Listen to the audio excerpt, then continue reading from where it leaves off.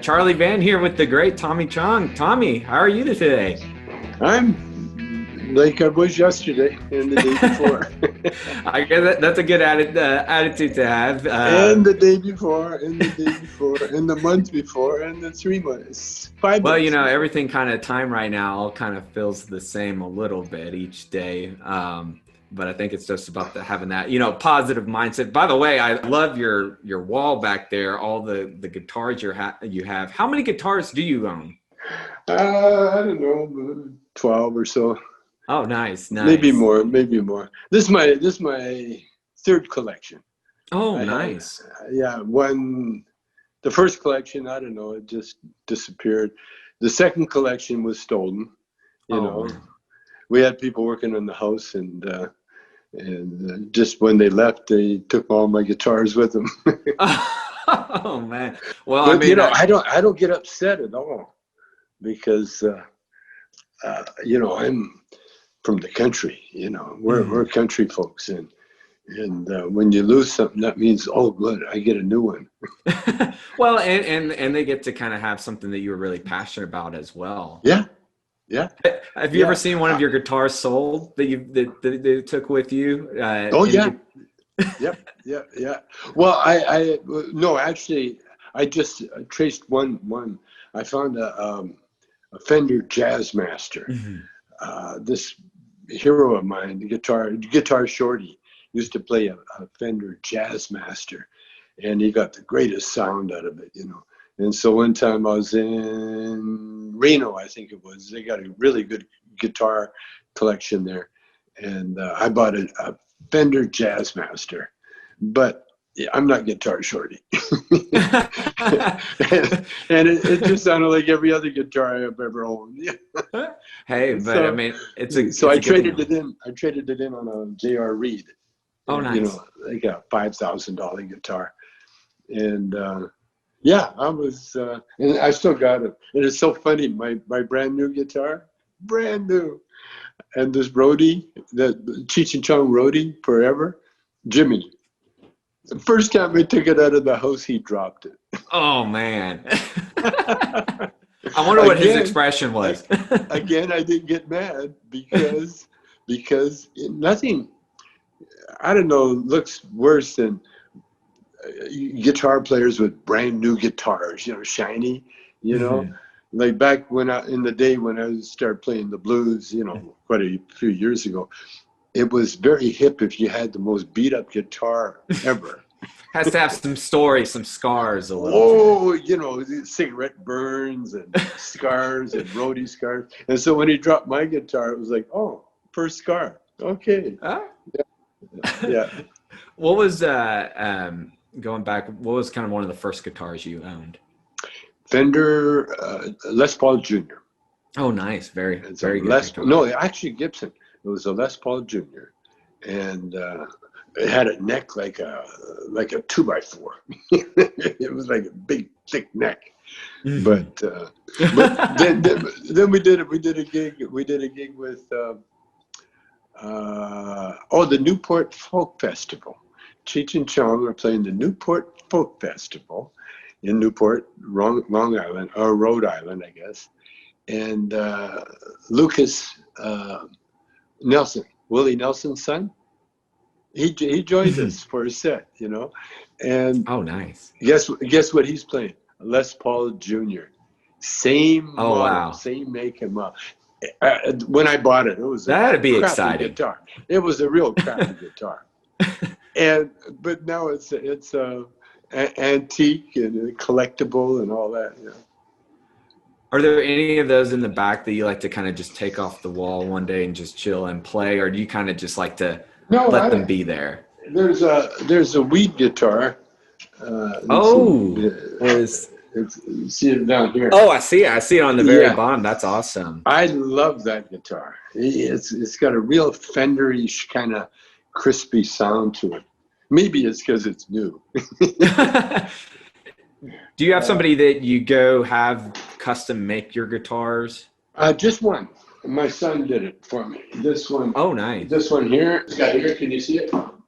Yeah, yeah. Yeah. That's a nice acoustic. That's a really nice. That is the very first guitar that I ever played. It's older than I am. My mother, it was a cheap Sears guitar catalog, you know. My mother bought it when my mother bought it when she was pregnant with me. And she couldn't play. She learned a few chords, but she used to hold it against her stomach and strum it, you know. Oh, wow. And so when I was, I guess around 7, 8 years old, I started learning how to play it. You know, it was always in the house, and so I started playing it, and then it ended up being my guitar, because we lived in the country, and we were right across from a fiddle player, one of the best fiddle players in Canada, and he built his own house. In fact, I used to roller skate on the foundation, you know, when they had just the floor, no walls or anything. I used to go over and roller skate on this deck. And anyway, he had a guitar player that he played with, and his guitar player got a job out of town or something. So then he enlisted me, because he knew that I could play, you know, and I could keep time. And so I ended up playing rhythm guitar with this fiddle player for about 7 until I was well into my 11, 12, into my teens. Into my teens, we used to play for parties, and that's where I got all my chops from, you know.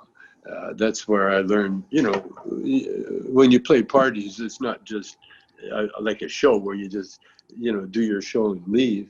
A party, you're there all night. You're going all night, man. And then they used to give the kid a beer. Hey, give the kid a beer. You know, I was 8 years old. That's a good pay. That's a payoff right there. I hated the taste, man. Oh, yeah. They should have said, give the kid a 7-Up or ginger ale. A Dr. Pepper. Yeah. Or something, or Coke. But that's how I learned how to play, and that was the guitar I used. Yeah. And so what happened, the bass player in our band one time, he borrowed it, and then he took it on. I think he just liked it because it meant so much to me. But anyway, it fell to pieces on him. I don't know what he did. He tried to fix it. He had it, and there were little pegs, you know, tuning pegs that I made carved myself, because when you live in the country, there's no music store. In fact, when I grew up, there was no music store. No, and then I'd break an E string, and we'd have to drive about 50 miles into town to pick up one E string. and that's what I'd buy. I'd just buy one string. Oh man, the memories of that guitar. And so anyway, I gathered the pieces, and I kept the pieces, and then my son came to visit. He was heading to Mexico, and he was it Boulder? Yeah, it was Mexico. He knew a guy down there that made guitars, and so he took my guitar and had it redone. And it's original neck and some of the original pieces, but it's all. So every time you look at the guitar, it just takes you back to that. No, I play it every once in a while. And I remember, because I was 8 years old when I started playing it, and then oh man, because when you're in the country, you know, we had a radio. That was it. That was it. And so you made your own entertainment, and I would sit for hours and just strum, and then I learned how to tune it. You know, and the fiddle player taught me how to tune it, and made me tune it. You know, you're out of tune. Yeah, he was my mentor. Yeah, it's got a lot of memories. What do you like to just casually play when you're just sitting around on the guitar? Well, my son and I, my youngest son, Jabron, he's got a degree a bachelor's degree in percussion. He went to University of Boulder and got a degree in music. And so him and I got him on retainer. That's a cheap way of saying I'm supporting my jazz musician son, but he's on retainer, and so we're actually I'm working on. I'm a lyricist more than anything, and so we're working on some music, some tunes, because that's our only salvation. If we write a hit tune, we can retire. Yeah. Hey, Until it's we, possible. It's yeah, possible. yeah. Until you do that, then you have to be very humble and depend on other people for the charity.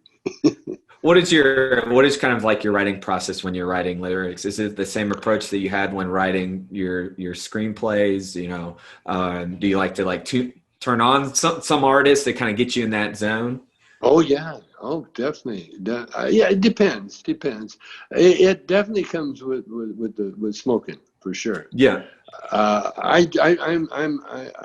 Because I'm a lyricist. Hmm. I'm constantly looking for a couple of words, phrases, words, and when I get them, I love my phone because I got the notes. And I got to notice. I might have to get a new phone because it's packed with all my writing. And I'll wake up in the middle of the night, and I'll just if I got something, like a little something in my head, I'll write it down, and then I'll add to it. And it's a fun game. It's like you're building Legos. Yeah, like Legos, that puzzle that's like over Yeah. 1,000 or whatever Yeah. pieces. You just get a little piece, and what does that look like? When we were kids, one of the pastimes was doing puzzles. Mhm. And then you learn the best way to do a puzzle is to get a little group that kind of look alike, Yeah. and start with building that little thing, and then you get the borders, and that's the way I write songs too. Like I'll get an idea, and then I use the Beatles method, which is getting dissecting a popular song. you Oh, know they get a popular song, a hit song, and then they'll dissect it, and they'll move the bridge around, and they'll do a different, they'll move it around enough, and then all of a sudden they get a brand new song. well, and I think that's so interesting how you can take a popular song, like you said, dissect it, move it around. You're like, ooh, this is something special here. Yeah. Is there a song you're currently writing that you're like, I can't wait to see this, produced, or just the instrumentals behind it? I wish. No, what I really got, I've got songs like when Martin Luther King was killed. I wrote a song, Mm. and I took it right to Barry Gordy, and I sat down with him, and he rejected it Oh man. out of hand. He just said no, and so I've got that song. It's quite powerful, and it works. It works with the pandemic, with everything, Yeah. and so I got that song. I got a few favorites, that are like pets. Yeah. They're mine. And then I wrote when rap came in. I wrote my version of a rap song. And no matter how I do it, everything I do sounds country. Well, I mean, that's your roots, your original roots, Yeah, right? yeah, Yeah. yeah. So, So everything sounds country, which I don't mind. I don't. I listen to country all the time, man. But lately, I've been because I was singing. I mhm. took a few singing lessons with Mass Singer, Oh yeah. and and then I got a buddy that is a professional singer. Was in groups, and he does everything. But the more important, he showed me the basics, like a gym, how to use your vocal cords. Mhm. And so I've been working on that. And then there's a Frank Sinatra bio that I study all the time, because he talks all about how he learned how to sing, and you know and so I've been working on my singing, learning Sinatra songs, learning Nat King Cole songs, Oh, that's and, awesome. That's and timeless right there. Oh, well, you learn. You know, what I've been learning is vibrato. Mhm. You know, and being able to use your breath. That's what I learned Mhm. off Sinatra. You know, your breath control and how to make that get the working. I've been working on my vibrato. Vibrato. I was too shy when I was in bands and everything else, except when I was with Motown with Bobby Taylor. He Mhm. made us sing background, and he was like my first music teacher.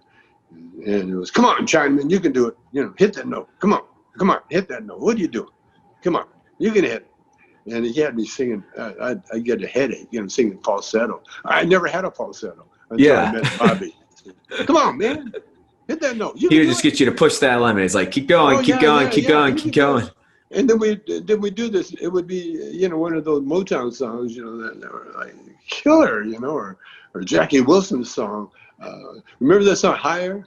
My Yeah. love lifted Yeah. me Gets me higher. high. Oh Ghostbusters, I man, remember. oh, we did that one night. If we did it one night, okay, that's fine. We'd be requested, you know, like, oh, play that higher again, one more time. Oh man, you know, higher, higher, and higher. Oh man, but it was good training. It was Yeah. really, really good training, especially when now I'm studying it, you know, because Mhm. before I was never a lead anything. I was Mhm. always backup, you know, Mhm. backup vocal, backup guitar, you know. In fact, the song I wrote, "Does Your Mama Know About Me," with Motown, I was the only guy who wasn't on the track Oh wow. because my guitar wasn't as good as the pros that they used to Oh man, record. it didn't make the cut. Oh no, and I didn't care. And no, Yeah. I'm, you know, because you know, I I tell anybody that, you know, asks that I'm not a guitar player. I know how to play guitar, but Mhm. I'm not a lot of things, but I know how to do them. Like I'm not a movie director, but I've directed 5 movies. You know, I'm not Mhm. a an actor, but I've been in a bunch of movies. You know what I'm saying? Yeah. I don't know what I am. Tell you the Well, truth. you have a lot of interest, and you've been able to like really passionately do those interests, and you've brought a lot of entertainment to us, you know. Yeah, So that's one thing. One thing I will admit to that I am. I can be funny. You know, I can write comedy and I can act. You know, I can Cheech and I. I'm really good at being Cheech and Chong. well, and just talking about that, when was that moment for you where you clicked, you realized I can make people laugh? Like I got this. You know, it was my like what happened. I got fired from Motown Mhm. because I was getting a green card, Mhm. and the road manager didn't know what a green card was, which was all good because I look at every change in my life as an opportunity to go. So, like I say, Mhm. if they steal my guitars, that means good. I can buy new ones. Buy a new one. Yeah. Well, uh, so after I got fired, I had to go back to Canada to work on the clubs. We had a couple Mhm. of family-owned nightclubs, and I was the creative guy behind them, and so I went back and I started working the light show with the strip club that we had, Mhm. and I was working the lights and watching the show, and I noticed that the girls, when they came in to work, they were beautiful, but when Mhm. they put on all the strip crap, you know, everything else, they looked like strippers, you know. Mhm. And so I realized, wow, you know, and I've been looking at the committee in Second City, you know, watching them, and I thought, wow, you know, we could do I should do like a comedy thing with these girls, where instead of having them strip with the stripper outfit, have them come out of their real clothes. That would Mhm. be sexy. You know, seeing a Mhm. girl taking off her shirt or bra. I mean, that to me is a lot sexier than, you know, waving them in front of the guys. And so I wrote a skit for them. And then I used the people that were there, like the MC, and you know, he became an actor, and the first skit was the girls, they're having a pajama party, and so Oh. they walk on stage with their street clothes, and then they change into their night what do you call baby doll, the pajamas, you know, Yeah. and that was the strip part. And then they put on some music and they danced a little bit. And then Harris, Taps Harris, with the singer Jeannie, they came and knocked on the door and, oh, hi Taps, how you doing? We're just having a party. Come on in. Hey Taps, why do they call you Taps? He said, well, I'm a tap dancer. Oh, well, show us what you do. And so Taps did his tap dance, and he was really good. He'd never tap danced before, you know. Oh, He was always an MC. Learned it on the fly.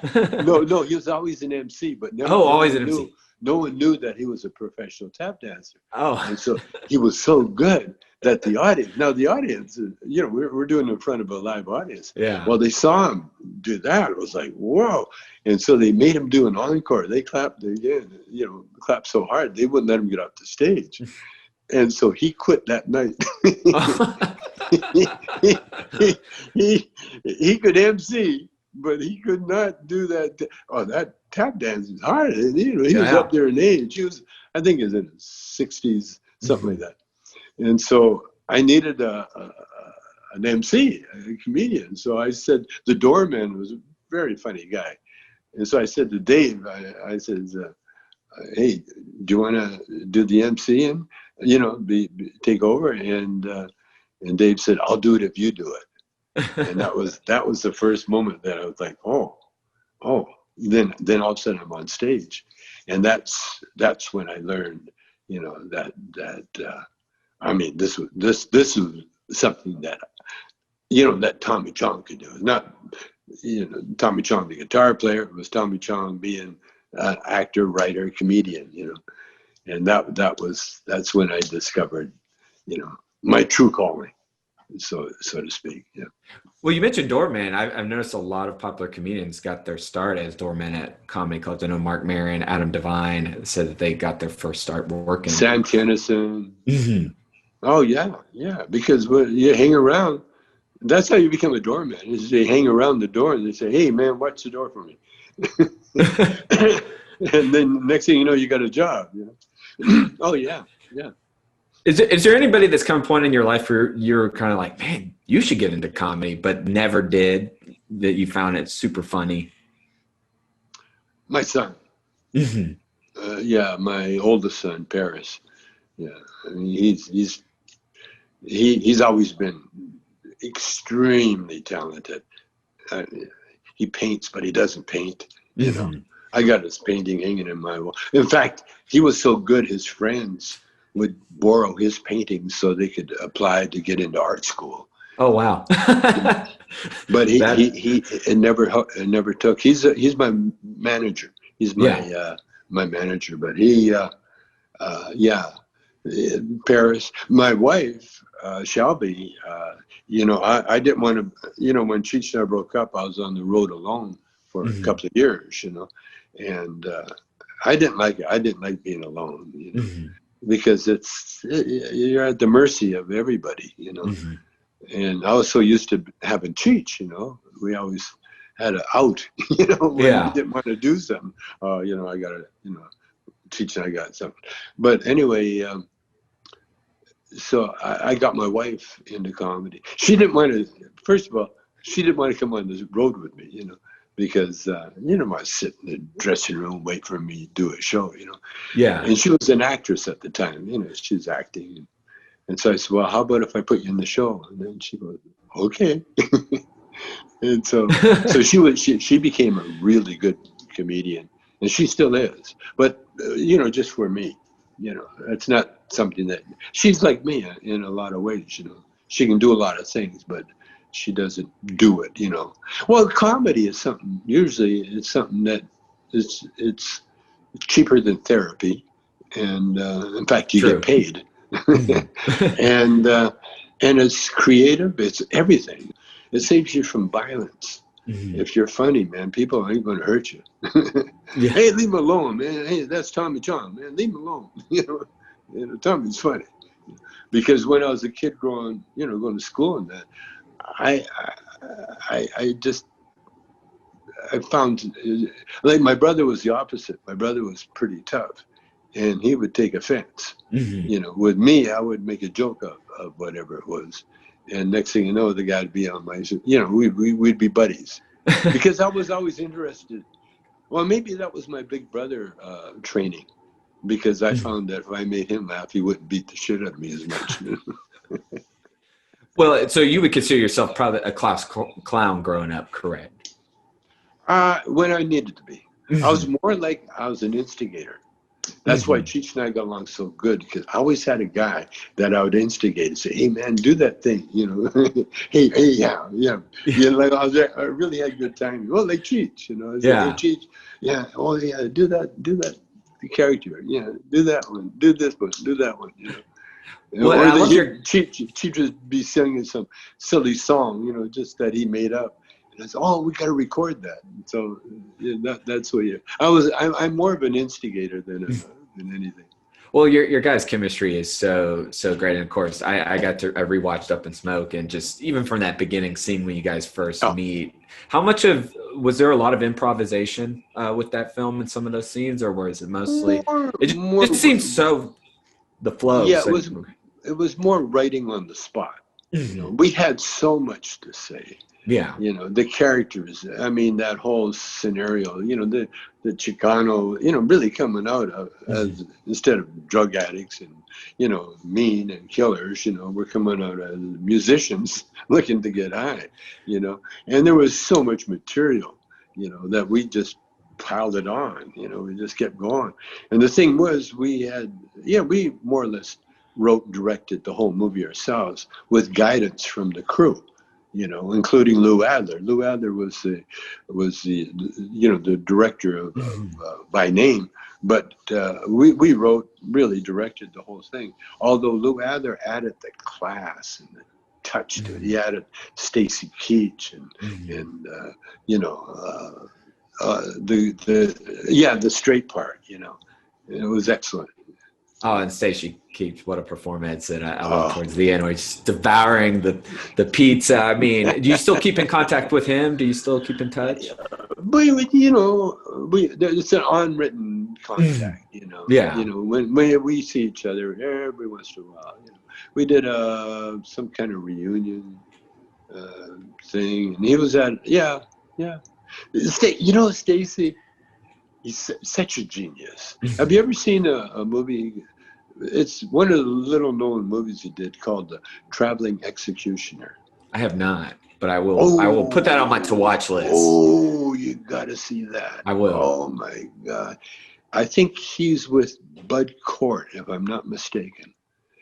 And he's teaching Bud Cort. He's an executioner.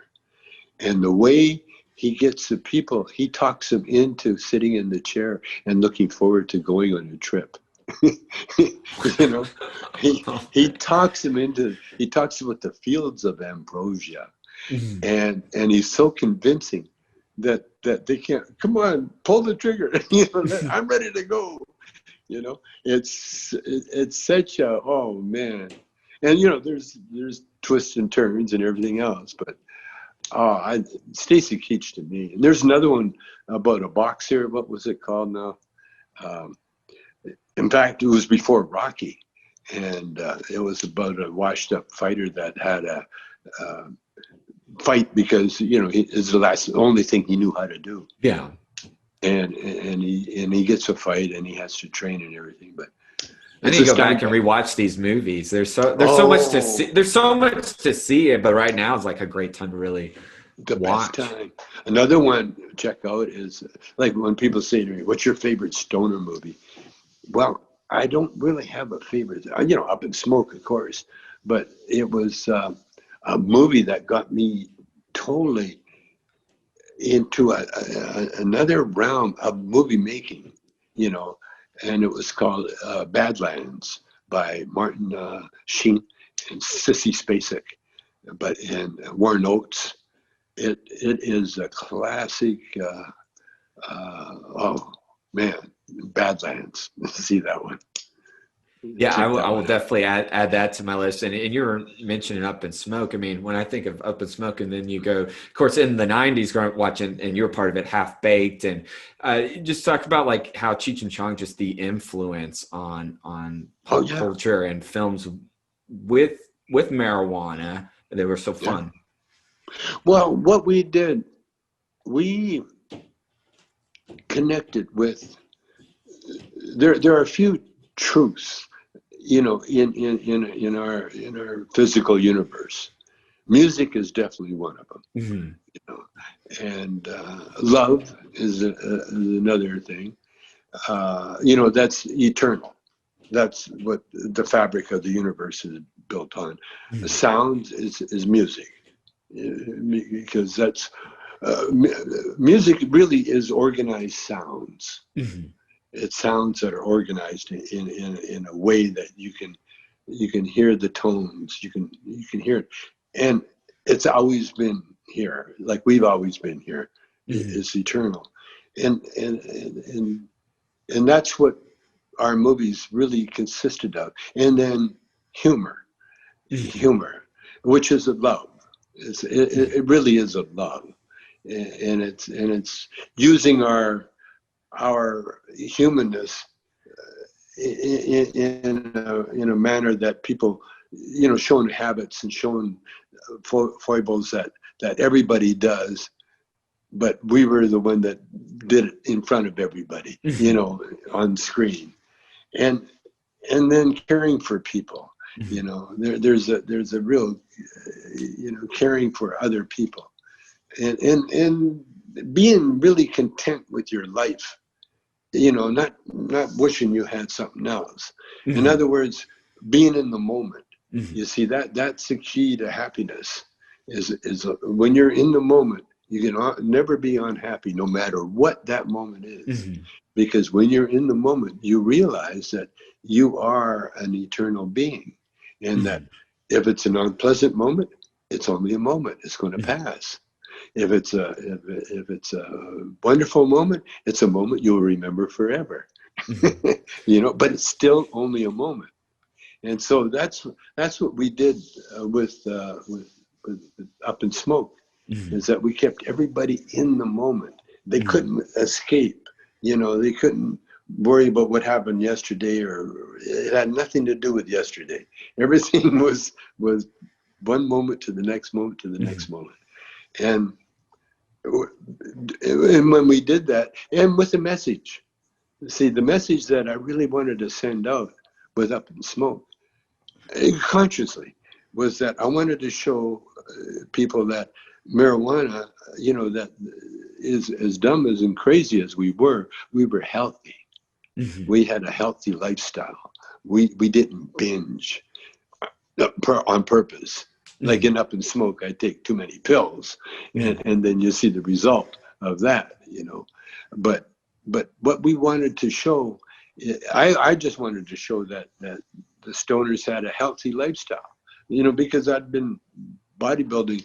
My only reason to come to California, really, it was a couple. I wanted to be a songwriter, and I wanted to work out at Gold's Gym. Oh, nice. That's the famous one. That's the famous one. And that was before Gold was famous. That was when only the hardcore bodybuilders knew about Gold's Gym. And, you know, it was in the magazines. And it was a mecca for the bodybuilders. And so I just wanted to, first thing I did when I got into town, I joined Gold's Gym. and that's, you know, that was the message that I wanted. And then I wanted to show the Chicanos as what most of them really are, you know, hardworking and very loving and very funny. Oh, Cheech has got and it's about his life growing up, his cousins and his people that he knew, all those stories, all that Chicano. Hey, listen, when we never did the Chicano character up in Canada, because no one knew what Cheech was. They didn't know he was a Mexican. Well, I didn't know until we got to LA, because you know Canadians, you don't think about it. You know, we grew up with it, you know, Italians, you know, Hungarians, Polish. You know, they're just people. You know, well, no, when you get black people up there, oh, that was the whole thing. Now you're dealing with football players, you know, because that's the only black people we saw up there were football players, you know, big handsome stars, you know, big well built guys. But when and that's what I wanted to show in the movie. I just wanted to show the love of all these characters, and there was no greed, if you notice. It was funny greed, you know. It was like ghetto greed, you know. Hey man, you know, I got this diamond. You want a diamond ring? It's a real diamond ring. Hey man, you just cut my window. No, and by showing that, we showed every person that was watching it could relate, no matter who you were, you know. And that's why it's still being, you know, the people watch it religiously, because we just remind people of who they are. That's all. Well, and speaking of characters, it's a talk about Strother Martin playing your dad. How was working with him? Oh, he wrote every line. He Really? We told him the process, the setup. That's the way Cheech and I work. Okay, you know, you're the rich dad. I'm the kid. You know, and and he everything. You get a job by sunset, or I'm shipping you up to military. Did that startle you all when he started you when he's shouting at you? It was the hardest thing to keep from laughing. If you see me, I turn away around, you know, and you know, because I'm that stoner son. Because I've raised a couple of those. I know exactly. You do the walk off middle finger at the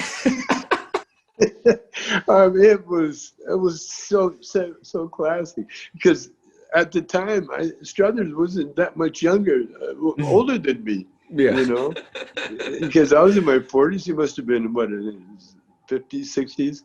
But it's almost like a big brother to you, kind of. He was so, you know, and because we shot it so fast, we never had time to rehearse. There's no rehearsal. You know, it was a setup. Okay, set up. The camera's here. Okay, let's go. And then we'd shoot the rehearsal. You know, that was my thing. That's why when I did next movie, we had 41 setups in one day. Oh wow. 41. Usually, if you get 2 or 3, you're lucky. You're lucky. If you get 7, oh man, that's crazy. We did 41. Wow. We did half the movie. We did a good chunk of the movie because we moved so fast. There was no rehearsal. There was no setups. There was no break for lunch. There was no retakes. There was like boom, boom, boom. We got it. Okay, move on. We're moving on. Boom. And I had a first time DP, director of photography, first time. And then that was I don't know where I got, you know, because that was my debut as a director, you know, as being in charge, even though I helped direct the other one. And so I don't know, I heard something. I realized that if you give someone a chance, you know, they will be loyal to you for the rest of their lives. And that's what happened. I gave King, he was a camera operator. He wanted to be a DP. And so, boom, you're a DP. And he's okay. And so together we did 41 setups. It was crazy. Well, that's very awesome that you gave him that chance to be a part of the project. Did you always wanted to direct? No. No, not at all. Not at all. No. I direct my own comedy. You know, that's but not like just any project coming your way. No. I tried one, and I gave the money back. Oh wow! Canon hired me as a director, and it was Lauren Dreyfus. What's the other Dreyfus? Not Lauren. Richard Dreyfus. Yes, Richard Dreyfus. Yes. Oh, his brother, Lauren Dreyfus, and oh God, I had the other guy's name. Oh, David Landsberg. Yeah. They were doing a comedy, and they thought, oh, well, Tommy Chong, let's use him as a director. And I, you know, I'd never directed another movie before, and so I was excited. And I brought my young son with me. You know, we went to Italy, you know, and we had a great time, you know, doing pre-production.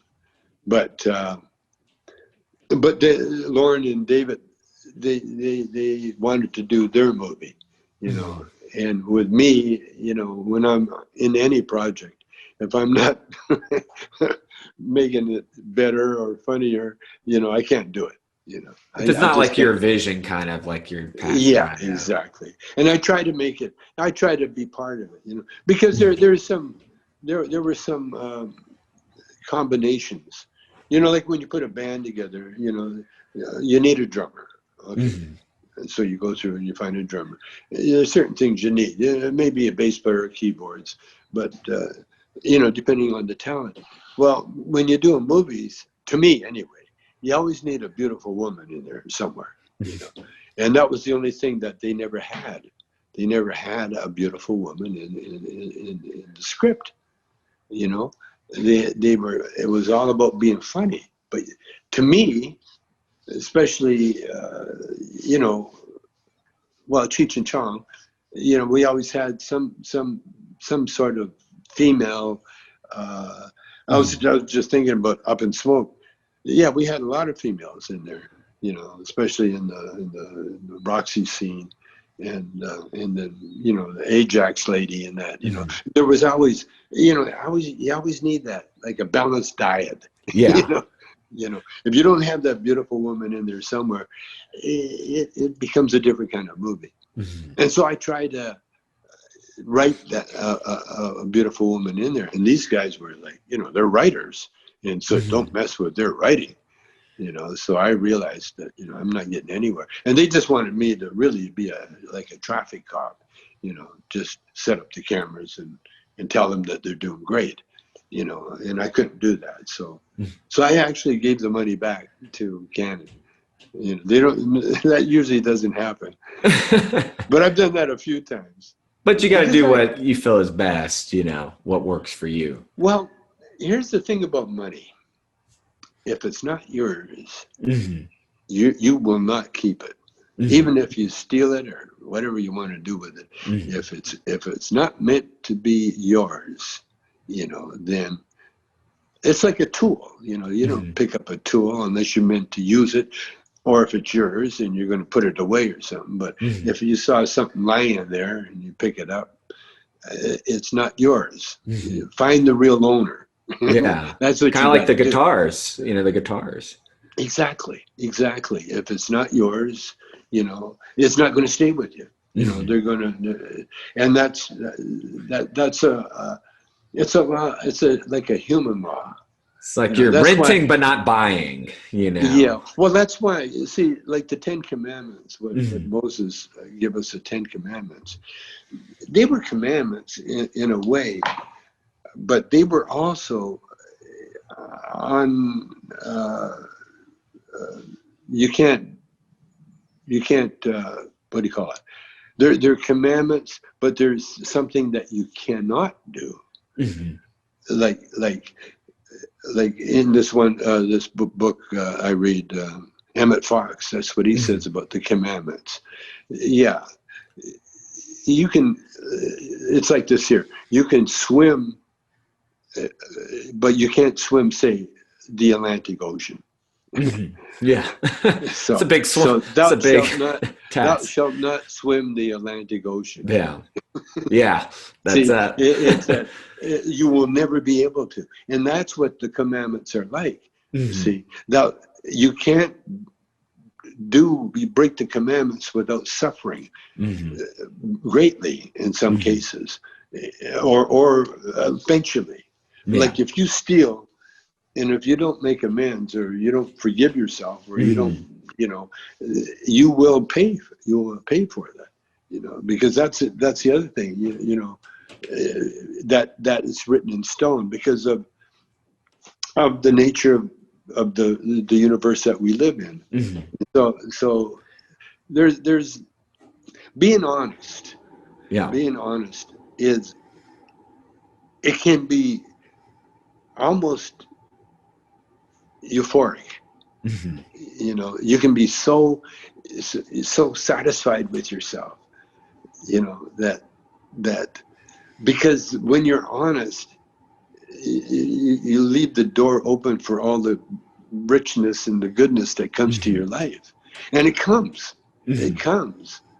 to such a, like when people say to me, because every once in a while I'll do Bible quotes and on Twitter and that, and it upsets a lot of people, because there's a lot of people that just because they don't believe in God, that makes them somehow more superior than everybody else. I don't believe in God. Well, it's fine. You do what you got to do. I mean, be who you want to be. But if you know, like people say to me, how do you know? Do you believe in God? I said, I don't not only believe in God, but I know that God really likes me. And they say, why do you say that? I said, have you seen my wife? It's a good point. Well, talk about like also your business today. How's that going with, all things considered going on in the world right now, especially with COVID? Has it affected your product at all as far as the dispensaries and No, it's really helped. Yeah, we're considered essential. You see, of all the industries, pot stores are thriving, and CBD oil is going crazy. yeah, We're CBD is huge. We didn't see it's not, in Texas here, it's, marijuana is not legalized, but we do have CBD in stores and it's well, very, Texas has got such a huge black market, that it's going to be a while. It's going to take a new administration, to come in and legalize it federally, and then Texas can make up its mind, but at least it'll take all the criminal penalties off it. No, because you got such a huge black market, billions of dollars coming through Texas, and if you legalize it, then those people are going to be out of a job, you're going to have a lot of DEA agents and a lot of Texas law enforcement guys, have to give up their boats and their second homes, because unless they get into the weed business. But no, CBD, we're starting, like, you can't ship CBDs, I think, from America to like South America and all these other places, but you can ship them from Switzerland. And so we got CBD in Switzerland that's going to go out to all the different areas. So our business, especially with the CBD, we're in Walmart, we're in straight stores all over, and Texas will come around eventually, But you talk about marijuana. There's more marijuana in Texas than there is, but everything is kind of crazy. It's a very racist state, as you probably know, and but it's getting more and more, I think this election is going to clear up a lot of things, and hopefully Texas will go blue. It looks at it could be. it is a very interesting time, in Texas. And do you also feel like CBD is that kind of introduction as well? It's like, well, just seeing the benefits of CBD may open up that other discussion. You mentioned Gold's Gym and fitness. CBD seems to be very popular in athletics and fitness. Pain reduction. CBD ointment. I use CBD. I've just come up with CBD shampoo. Oh wow! And it helps the hair. I was at a dermatologist for another problem, and she said to me, "It's interesting." She checked my whole body, and she goes, what's happened in your life? What are you doing? I said, what do you mean? She says, you're growing new hair follicles. Oh wow! At my age, I'm 82, and I'm growing hair. Usually you're losing it, but I'm growing hair, and I think it's a CBD shampoo that I'm using.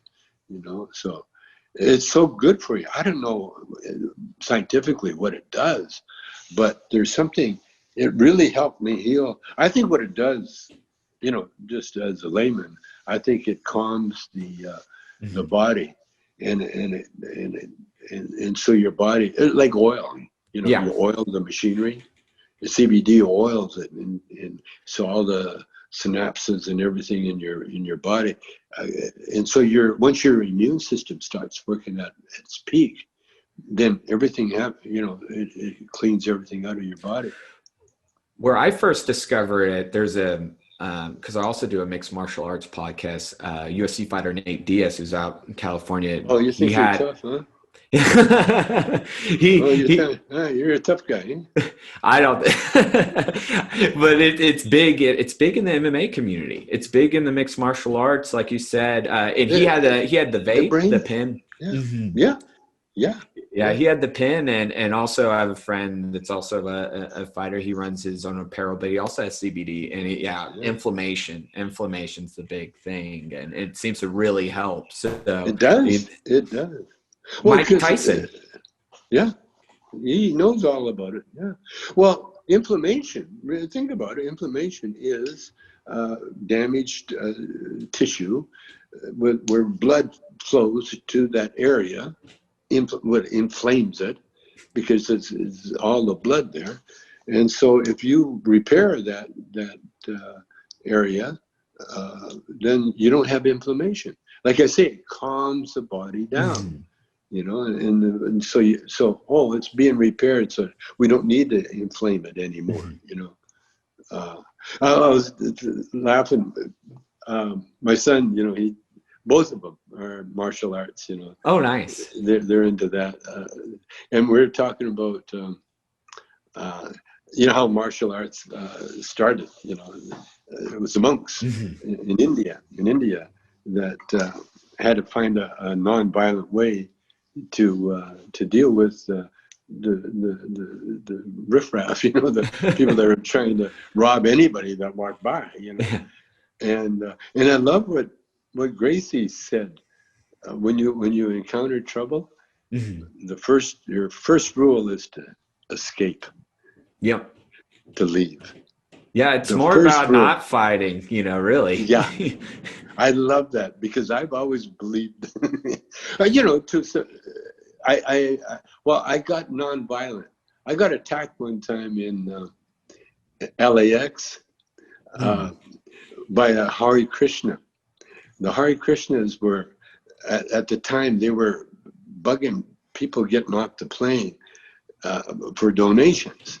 And then because the airport employees, they couldn't stop them, but the employees would follow them around with whistles and try to disrupt them.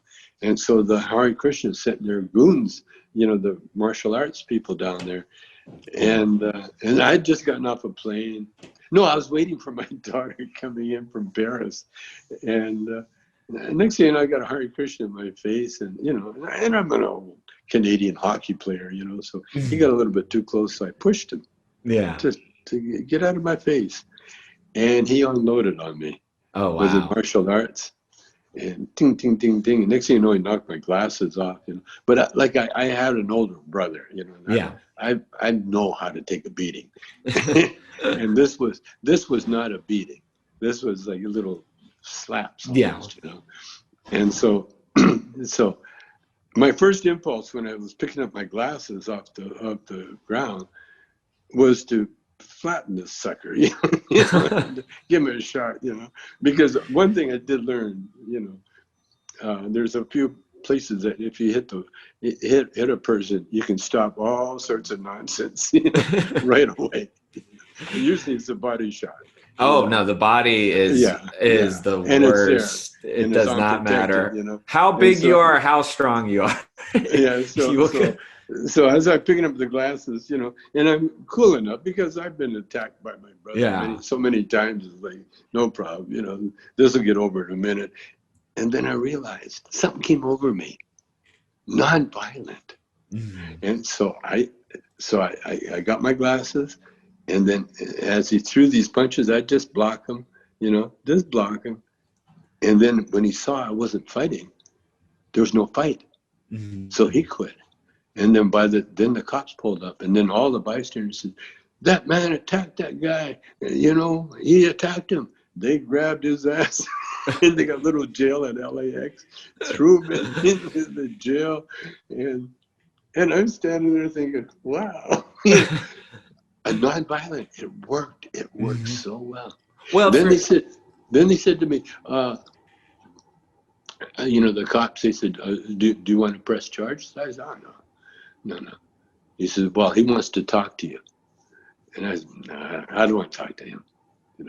So they said, okay, we'll keep him for a couple of hours, then we'll let him go. And that was the end of it. But yeah, I learned about nonviolence, man.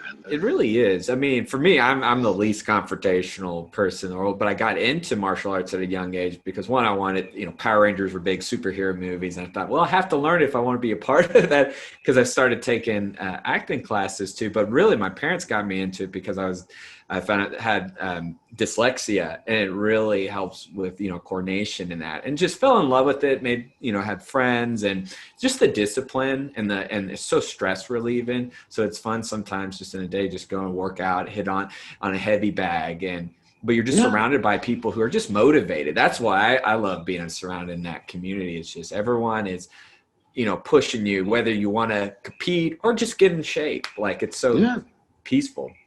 Well, it's the best. It's the best because it's a mental thing too. Mm-hmm. Whenever I come across anybody that have martial arts, I just remind them, of the calmness that comes with it, because you have to be Zen.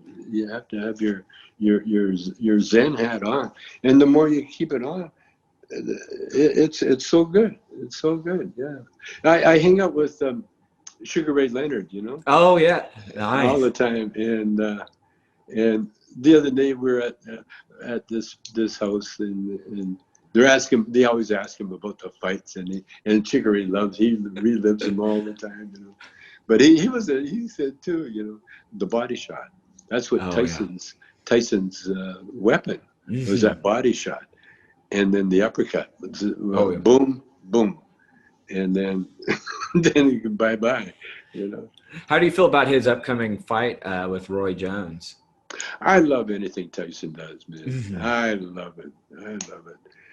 I mean, but they're fighters. They can't help it. It's hard There's to turn that scorpions. off. It's their nature. It's their nature, because they've conquered that fear. And once you conquer that fear, it's like skydiving or anything. Once you conquer that fear, the adrenaline rush that you get is unmatched by anything. And so you have to do it, like anything, that you're good at, fighting fires, or, why do people do the danger? It's that adrenaline rush you get when you're close to death. And it's a high that unmatched by anything in the world. That's why you have heroin junkies, because the heroin can give you that euphoric feeling. And unfortunately, it's counterfeit. But the thing is, here's what I learned, is that we are eternal beings. We will always be here in one form or another.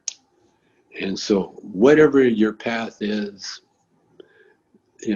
learn from it, or not, because not everybody's here to do good things. I mean, that's the nature. That's the nature. Like I compare it to grass on the lawn.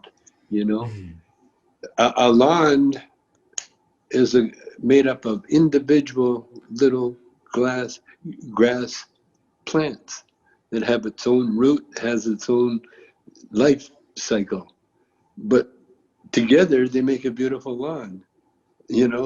But the lawn's everything, and that's the same as humans. We're all individual. We come into this world alone, and we leave this world alone. That's why when they talk about people dying alone, without their loved ones to hold their hand and all that, it just shows you. I mean, that is who we are. That's what we are. But the only solace that you can get, if you're evolved to that point, is that it's only a moment. It's only a moment. And you were talking about it, be in that moment. Yeah.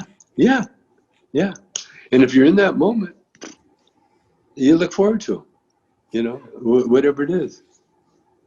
Well, you mentioned something months ago with Larry King about stress and how that just breaks down the body. So going back to that in that moment, um, just how important do you feel it is to find that nice vice to help kind of bring that stress and do you think that's playing into a lot of what's going on with society too? I mean, just in general, even with the virus, I mean, staying healthy and that and the body. Well, sure. It depends on what your journey is, Hmm. what your purpose here is, Is longevity the purpose? Hmm. Fine, If it's not, fine. It doesn't matter. That's why I find that when I meet holy people, Hmm. like the Dalai Lama or evolved people, though they have all got the same giggle. Hmm. They all giggle, they all smile, they all giggle. And the reason is because they know secrets that it might take a few lifetimes for other people to learn, but they can't give them their wisdom. Hmm. You know, you can only like you can only bask in their presence. Hmm.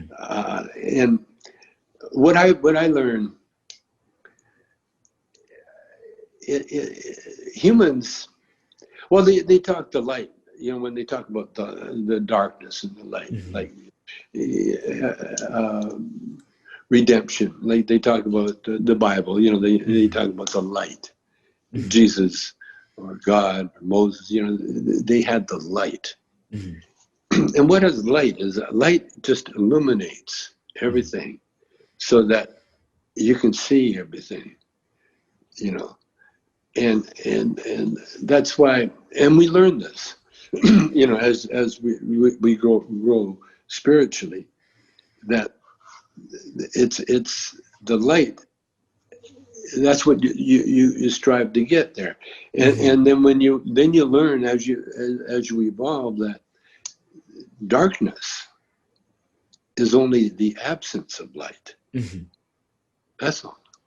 So there is only light, and when you evolve to that, then you see what's going on with the pandemic and everything else. Hmm.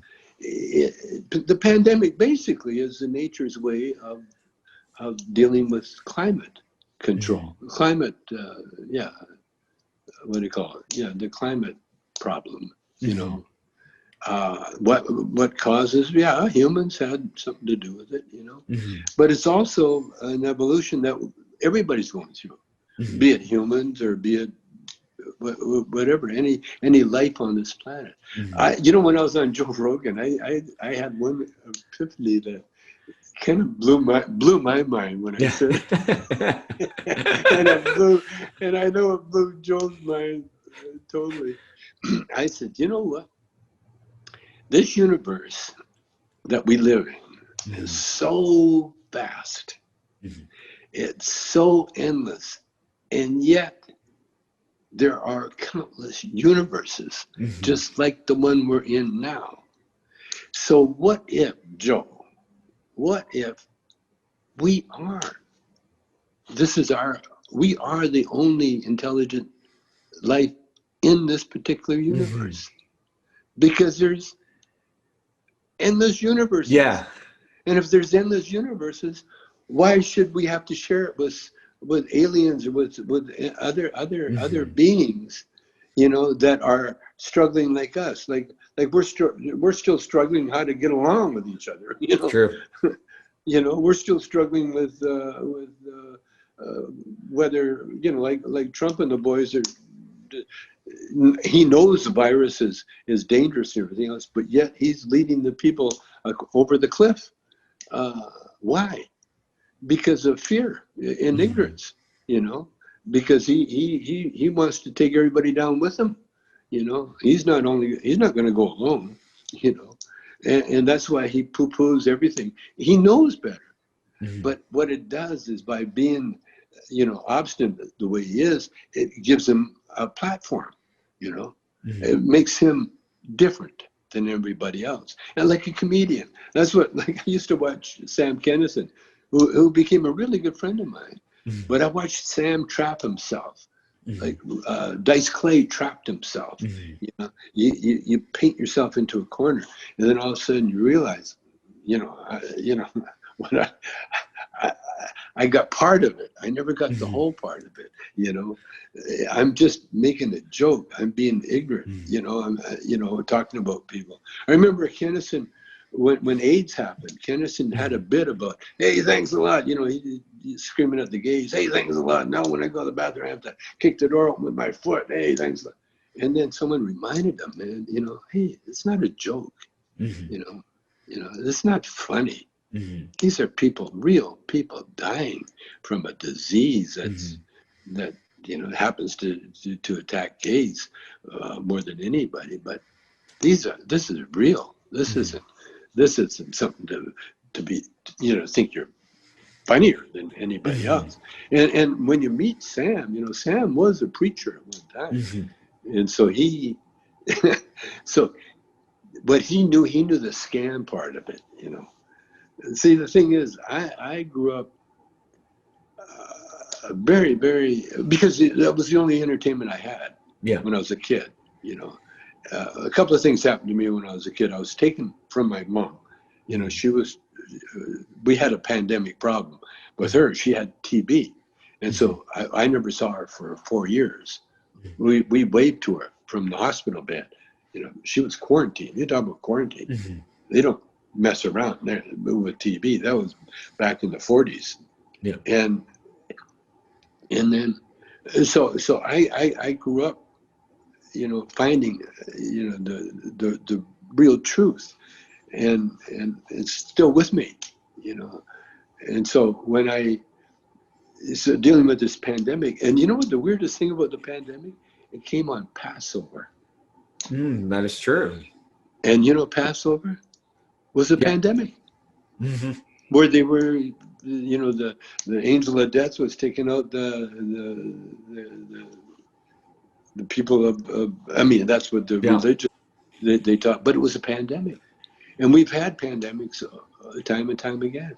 Animals get pandemics, certain species, when they get there's too many of them, boom, something comes along and thins the herd. But if we're eternal beings like we are, this is just another day in the universe. Just another day. We'll get through it, definitely. Oh yeah, or not. Yeah. Or not. But we're not going to stop. Yeah. The people that died, they're that's not the end of them. There's no end. Forever and ever, amen. It just keeps going. And so you come back. There's a writer, a friend of mine that I met. She's a cannabis writer in Alaska, and she sent me a great video of this fox that's adopted her. He sleeps on her porch. It's a fox, full-grown fox. And then the other day, she said there was a male fox that came with her and a cub. And it was like the mom wanted to show the family off to Dorothy, the writer. And so Dorothy says, what if, that she had other pets, so it's a reincarnated pet. And I wrote back, what if it's a reincarnated human? Because that's what I believe. I believe that we come back as different species, as plants, because that's one thing about eternal, especially Earth. Yeah. Because we're bound to this Earth. We're this is our. I had a big argument with not a big argument, but a nice discussion with Timothy Leary. Tim was funny because he considered himself a comic at the end of his life, because he'd go do talks, and we'd meet on the road every once in a while, wherever, like road comics, And Tim said, so Tim started talking to me about getting in a spaceship, finding another Earth, And I said, Tim, we're already on a spaceship. Yeah, this is a spaceship. But the thing is, this spaceship is really beautiful because we don't have to put any special suits on unless it's cold or hot. And I said, we don't have to put any breathing apparatus on. You know, we don't have to be in a cramped little situation in a tube going millions of miles. We're doing that comfortably. And Tim got mad at me. He goes, "Oh, you're just like John Lennon." That was the nicest compliment I've ever had. It's a good compliment. If you do get reincarnated, what would you like to be reincarnated as? I have no idea. Yeah, just leave it up to the universe. Yeah. No, you know, we have overself. Yeah. You know, we all have overselves, Mm-hmm. and the overself that I'm connected to, you know, he's connected. Mm-hmm. She is connected to a lot of other people around the planet. I don't know. I have no idea. I don't care. Yeah. It doesn't matter. I'll take whatever comes. I've known you know what I found out? And you know what the big secret of my family was? What? No, my mother married a Chinese, full Chinese. And so our burden in life always was being Chinaman, you know, half Chinese. I found out just recently that my mother was 25, 26% Native, Assiniboine. Her mother had to be 50%. Her mother was half. And my grandmother, her mother, was half. I'm an eighth. Mm-hmm. And that was a big secret they kept in the family, that we were of Native heritage, because it was so detrimental to everybody. You know, it's okay to be half Chinese, but being any kind of half-breed or any kind of Native, that was a no-no for her family. And I don't even know about my dad. My dad, like, he was full Chinese, but he never had a real close family. You know, he had a brother and that was it. But my mother came from a big family, and her Native mother, her mother committed suicide. And so there's a whole lot of mystery going on. And I'm going to, with my daughters and that, you know, we're going to go do the check out. Because my mother always used to tell me that she was born in Maffican, Manitoba. And then her relatives would always say, oh, she was born, they were raised in Moose Jaw, Saskatchewan. But my mother always, I remember, and she had all these Native habits, you know, like storytelling, and she would have her box of treasures that she'd bring out once in a while, and they all had stories, you know, and she traveled, you know, and her sister also a quarter was married to a Ukrainian. They got the Ukrainian side, and he had a trap line. He was with a dog sled. He had a team of dogs and a trap line that Uncle Bill, and he became a legend later in life. But yeah, that's that Native side of my family. And with me, when I was growing up, I you know, my first 8 years for sure, even you know, almost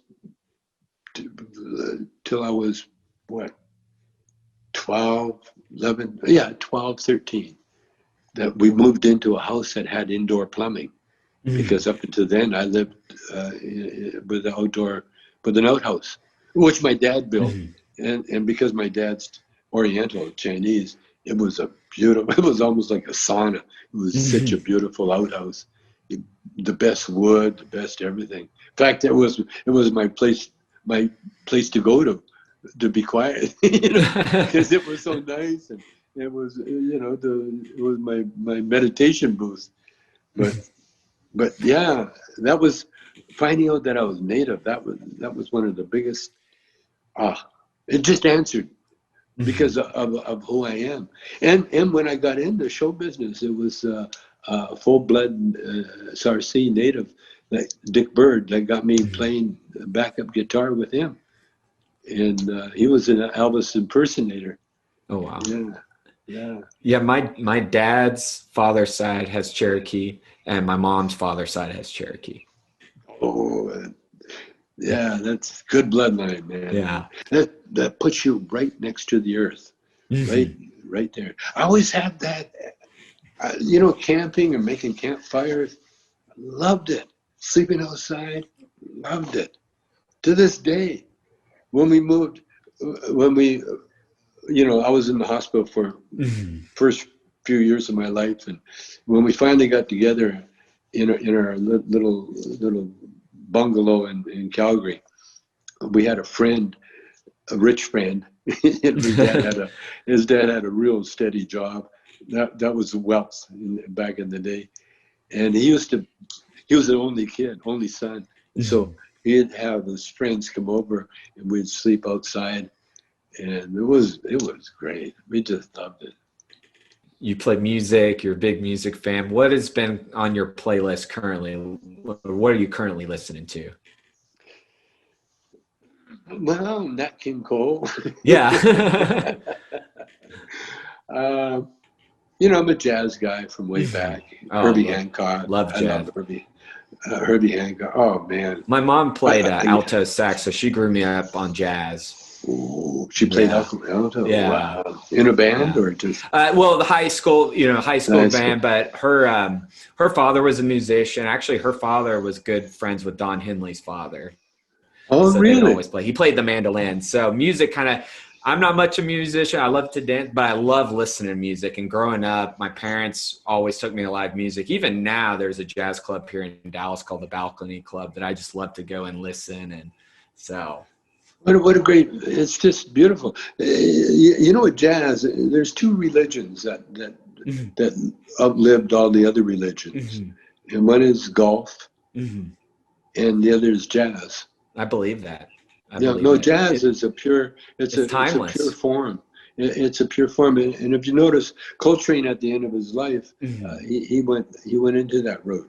He went into and gospel. Gospel is really the roots of the blues. That's where the blues came from. I love blues too. From the gospel, yeah. A lot of people think it was the gospel, but no, it was making joyous sounds unto the Lord. Well, guitar. We were talking about country earlier. A newer artist, actually, because Joe Rogan had posted Coulter Wall out of Canada, country artist. He's really talented. He's up and coming. I love a lot of his. What's his name? Coulter Wall. Yeah, he's a young guy. I believe he's in his mid-20s. Coulter Wall. Yeah, he's from Canada. That's a real Western. Yeah, and his songs are they feel very classic and folky. And I'm like, this is really good. And Joe had mentioned about it. I was like, well, let me check it out. And Coulter Wall. Okay, I'll have to check him out. Yeah. I like that.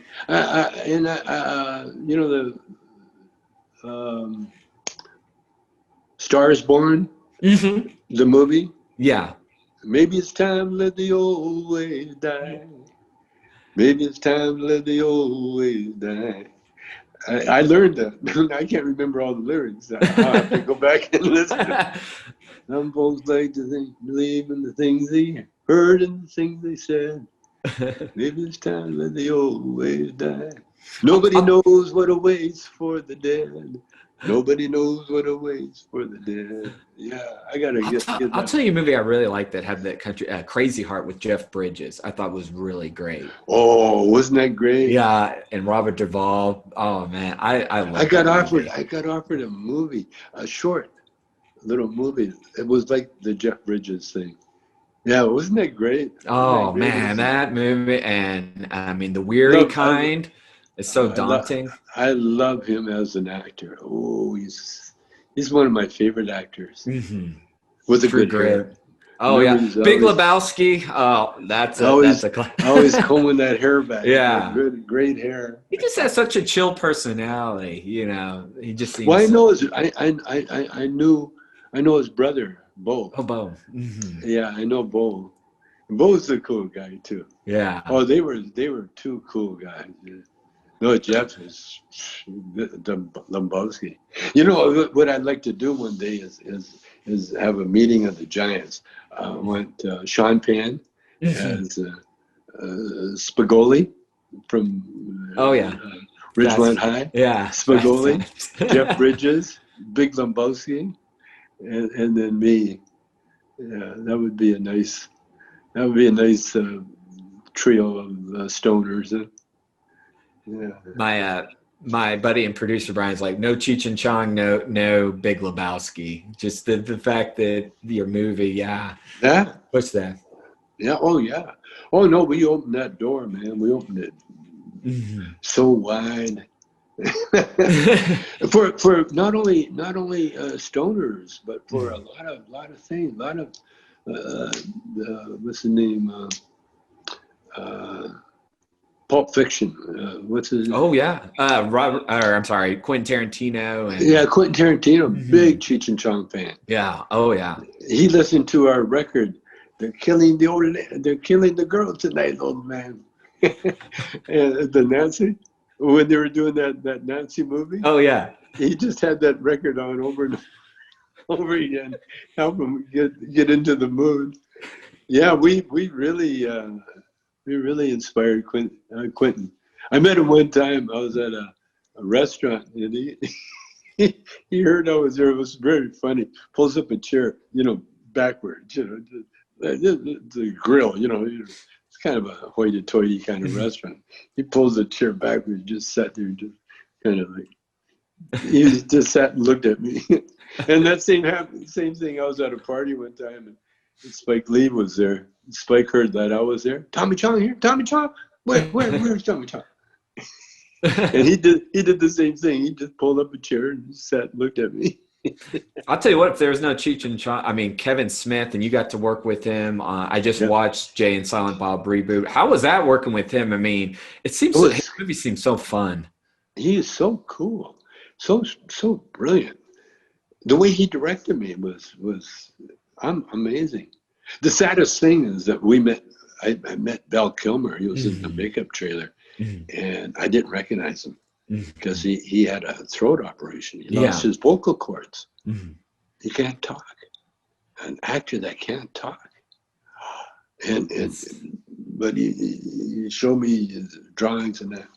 But the director, Smith, what he did, he knew me, what I'm capable of and everything. And so he didn't have a script for me to learn or read or anything. He just threw different lines at me. And then I would, like an interview. And then he just cherry picked whatever response that he wanted for his movie.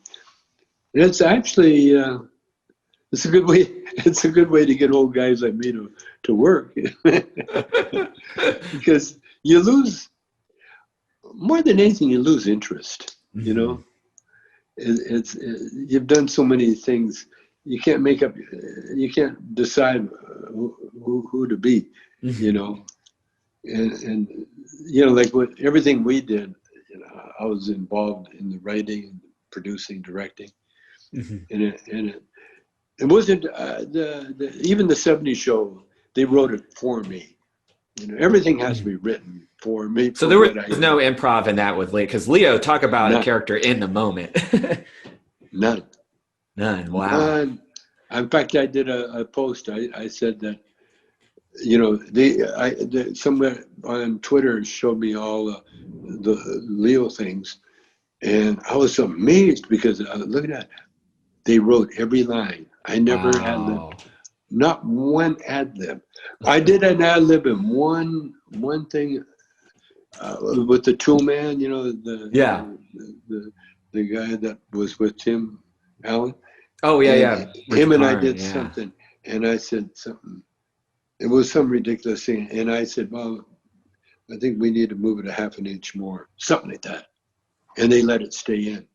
And that was the only time I'd ever ad-libbed on that show. Really? Yeah, it's amazing. Well, because Leo seems like one of the coolest bosses around. One of the coolest managers. I loved it was a Photoshop. Things are going right out of business. A Photoshop. I love that. And uh, that was before cell phones, yeah, before they got the thing. Oh man. Yeah. he his Hmm? one-liners were great. His Yeah. one-liners just dinner's on me. Really? No, it's on me. Or where he realizes the dog food, he has the dog food and his dog has the stash. He's like, "Oh no, my dog!" And you see the dog flying. Yeah. Yeah. Leo. We need more Leos in our life. Well, Just we talked about, doing Leo as a spinoff, but we need those writers. mhm. If you don't have those writers, because I got no clue how to write that stuff. Yeah. Yeah, Is it? yeah. Cheech and I, we're because we got our dispensary, Mhm. and they want us to do another movie or something, Mhm. and Cheech was looking. Maybe we should do another horror. The only thing we hadn't done is a horror movie, Mhm. like Abbott and Costello meets Frankenstein, you know. But no, I'm really content not doing anything. So nothing.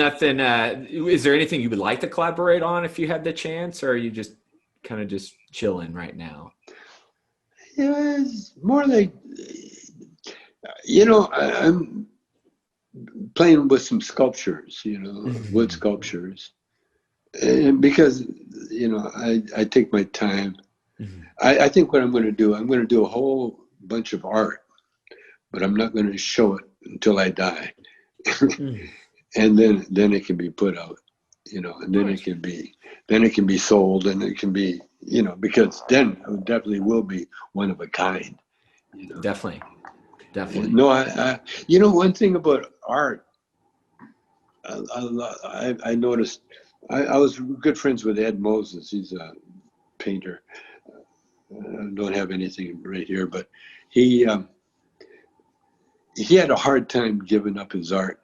He'd sell it because that's what he did, and Mhm. then he would go over to where, and a lot of times he'd hang the painting, and if he didn't Mhm. like where the painting Mhm. was hung, because he would make it, he would draw it, or paint it, and then put it in his studio, and it would just be the best place for it, the prime spot. But when rich people buy their art, they got a shitload of other art. They just slap it up on a wall somewhere. Because it's all about investing. It's not really about enjoying the art itself. And Mhm. so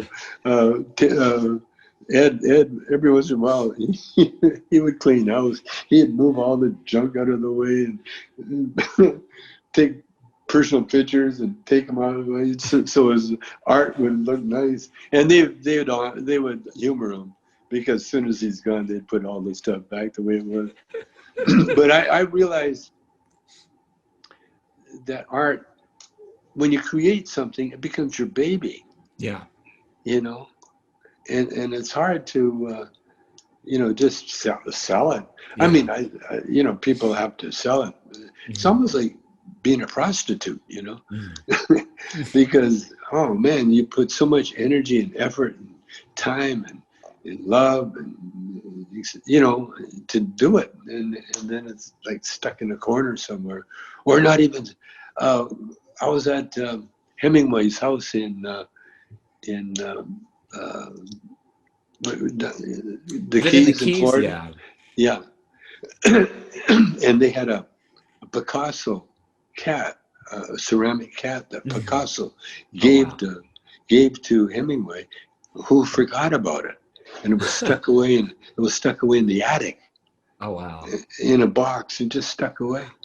And so people were going through Hemingway's stuff, and luckily the one guy, they were throwing stuff out. Luckily, one guy spotted it and said, "Whoa, this looks like a Picasso," Oh. and Wow. it was, So, yeah, yeah. What someone's art is other No, that's true. junk, you know. Is there anything that you've held on to that you totally forgot you had? That you felt like, oh man, this is awesome. I totally forgot I had this. No. I got another game. Well, I just cleaned up my shop. Yeah. See, I got kids. I got sons, and one son, he's into surfing. And so for a while there, he took over my garage. That was my studio, and he had all his surfboards piled up in there. And he just moved them out, and so I just moved my shop back to where, you know, I'm getting it back to where I wanted it again, and it's going to stay this way this time because he has his own house now. Yeah. Yeah, there's a few pipes I found, and there's a few carvings I found, you know, looking through everything. That's why I don't like to throw anything out. My wife's the opposite, you know, she just wants to get rid of everything. She won't come in my rooms. She's like, that is yours, you can have it. You know, because you have a man cave, right? You've talked about having a man cave before. And everything. Yeah, every room that I like, this one, this is my cave. Brian, my producer, has a man cave. She'll knock on the door. She won't come in. She won't come in here. She just doesn't. Although she put an exercise bike that she doesn't use. She stuck it in the middle of my studio. And it's like a piece of art. But I'm such a hoarder that I don't mind. I was collecting kombucha bottles because I was making bongs out of them. And interesting. And then next thing I know, man, I had more kombucha bottles than I really need. Because I get a kick out of having see, when you grow up the way I did, you never threw anything away. If you found a glass that was, you know, a sealer jar or mayonnaise jar or something like that, oh man, took it home, peeled it off, washed it out. You put it, you never know. You never know. You never know what you can make. I mean, hey, there's a lot you can do there. I mean, you never know when you might need this. That is true. Well, like Brian, he'll pop on here. He collects a lot. He has a great collection. You could see right now his room. Yeah, this is my collection. So yeah, and my wife doesn't come in here. She walks in and says she gets a headache, a fever walking in here. She goes, there's too much stuff in there. Yeah, and that's kind of good. Yeah. Oh yeah. Because I don't mind at all. Yeah, and same as the basement. I got a basement there. But my wife, what I'm going to do now, like my wife's a painter, and she'll do these paintings, and they're great. So I'm gonna put all her paintings up on this wall in here. Yeah, I got paintings that I have like behind over there that I have no room to put up and everything. When I used to live on my own, I used to put my paintings on the wall. I'm like, you know what? This is my house. I'm gonna put my own paintings on the wall. So people would come over and be like, what is this like stretched out lime thing? I'm like, I painted it. It's going on my wall. You know. So, but my wife said, she goes, yeah, I mean that's your office, whatever you want in there, that's fine, as long as I don't have to go in there. You know. What's your sign? What's your birth sign? I'm a Leo. A Leo. Okay. Mm-hmm. July 31st. I'm Gemini, and apparently Geminis are hoarders. I guess Leos are too. Yeah. Well, when people give me things, you know, me too. I'm honored. I don't want to. Cheech, on the other hand, Cheech is the opposite. Cheech's house looks like a art gallery. Oh, really? He does not keep anything. And then what he keeps, he tags, and like when he was in the golf, he was doing a lot of golf tournaments, and these companies would give him golf equipment. Now he'll keep that. He won't give it to me. One time, Gibson told us to come down and take whatever guitar you want. Cheech took every guitar, every Gibson. Being a guitar player, you know, any more than one is like, I only need one. I only played one. So I got one guitar. I got the ES 365. Cheech got a whole basement full of guitars, and they're stored away. But that's the way I am. I don't hoard that. I'll hoard weed. Stack that up. Really? Wow. Yeah, I've got weed. I've got weed everywhere. When I got busted, they said, "Mr. Chong, do you have any marijuana here?" And I said, "Yeah." Yeah, is that a question? What was it like when they stormed Willie Nelson's tour bus and everything that one time? It's Yeah. like, what do you expect? Yeah, I mean, what do you, gee, you found weed on Willie's bus? Yeah, they found weed. And then the guy goes, where is it? I said, well, there's a bud on my shop, at the time. And so then he comes back a minute later. He goes, I can't find it, sir. I'm talking to us. I said, what? Oh, you're fucking blind. It's right there. And then he says, well, we don't have our dogs. I said, that's another thing. What kind of drug bust is this? You don't have dogs.